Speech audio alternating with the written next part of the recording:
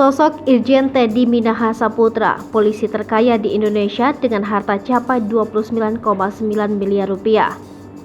Kapolda Sumatera Barat Irjen Teddy Minahasa Putra disebut sebagai polisi terkaya di Indonesia. Harta kekayaannya saat ini mencapai 29,9 miliar rupiah. Selain kaya raya, Irjen Teddy dikenal sebagai polisi yang berprestasi karena berhasil mengungkap ratusan kasus perjudian. Harta kekayaan Irjen Teddy yang hampir menyentuh 30 miliar rupiah menjadikannya sebagai polisi terkaya saat ini. Jumlah tersebut diketahui dari laporan harta kekayaan penyelenggara negara KPK. Irjen Teddy Minahasa terakhir kali melaporkan kekayaannya pada tahun ini.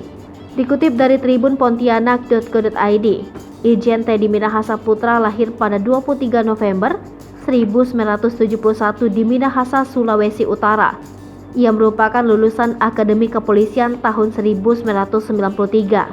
Saat ini, Teddy menjabat sebagai Kapolda Sumatera Barat. Sebelumnya ia pernah menempati sejumlah jabatan strategis, di antaranya menjadi ajudan Wakil Presiden Republik Indonesia Yusuf Kala pada tahun 2014, kemudian menjabat staf ahli Wakil Presiden Republik Indonesia di tahun 2017, Kapolda Banten 2018, Wakapolda Lampung 2018, dan lain-lain.